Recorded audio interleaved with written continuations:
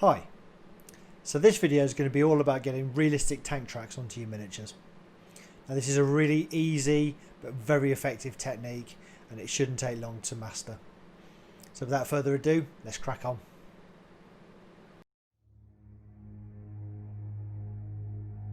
So this is a shadow sword where I've already done the tracks as a way of showing you what we're aiming for. You'll see here it's quite clear that the mud's collecting in the recesses, but on the raised areas you've got the bare metal showing. Just gives a nice realistic looking effect.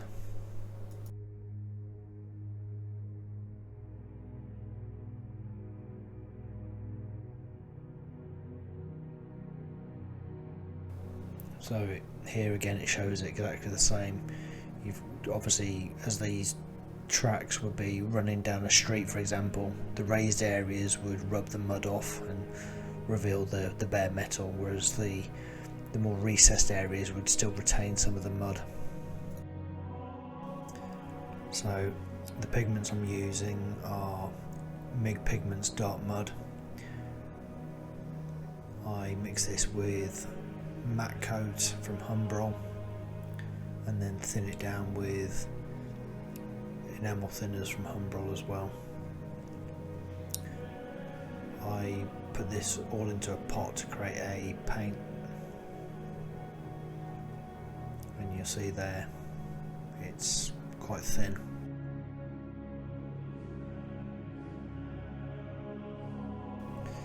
You'd also need the pigment in its raw form again rather than in the paint, so just use the MIG Pigments Dark Mud that was utilised earlier.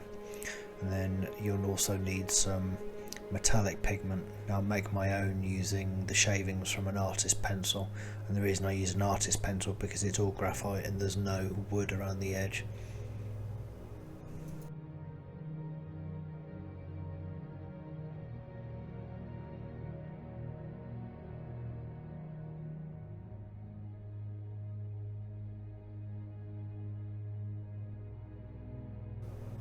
And you'll see basically it makes a very fine powder.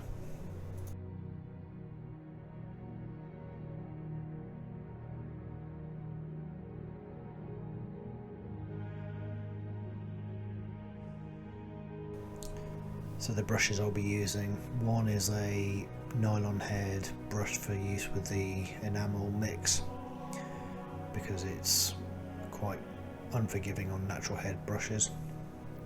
And then the other is a coarse natural head brush for applying the pigment on its own.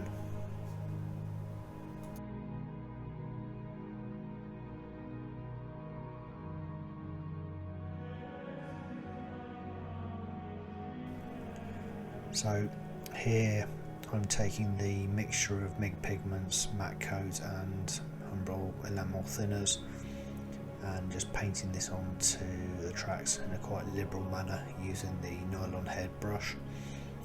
Now don't be concerned if you get a bit of overspill onto the surrounding areas. You can easily clear this up with a little bit of Humbrol enamel thinners, or alternatively you could just leave it as a little bit of mud that's flicked up off the tracks at some stage.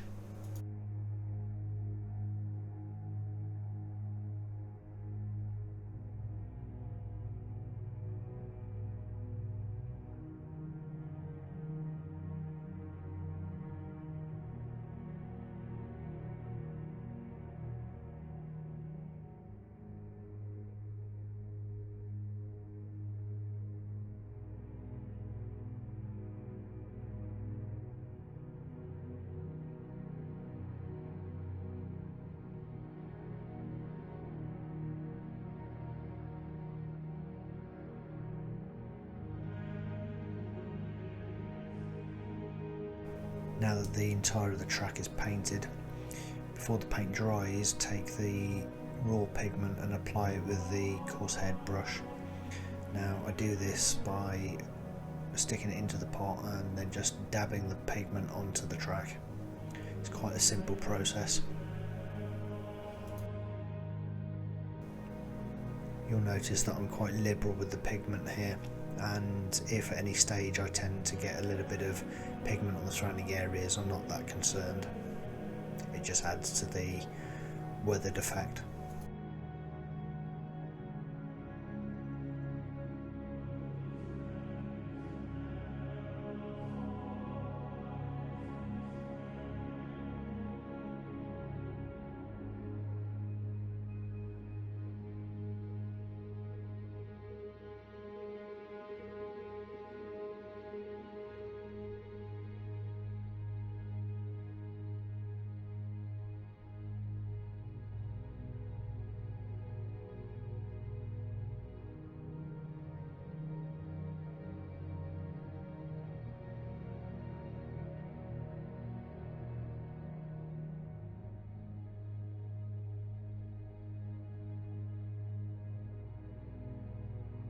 Handy little tip is to make sure you've got some paper down so that you can collect any waste pigment and put it back into the pot.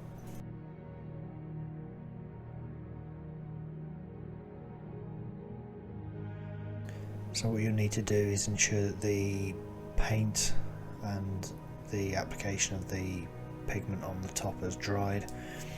You can do this by either blasting it with the hairdryer or alternatively leave it for a couple of hours. You may have a tiny bit of wet paint in the recesses, but this is not going to make any difference at this stage. So now for the magic. You take your finger, you put it into the pot, you get the graphite onto your finger, rub up the track.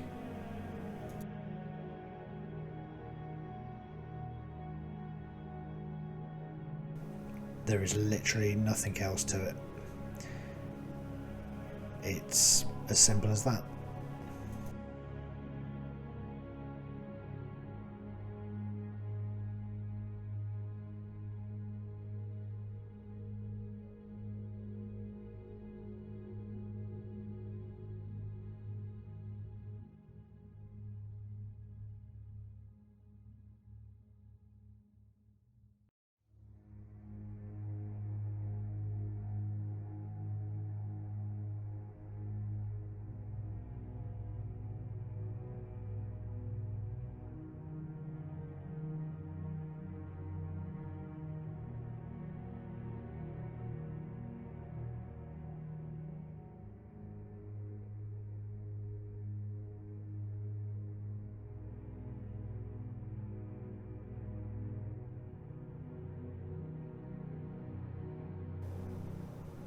So sometimes I do say to people that I use my fingers to paint and they think I'm taking the mickey, but actually I'm not.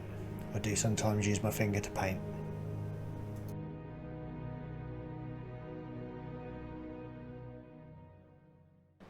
So there you go. No wizardry or sacrificial virgins needed, just messy fingers.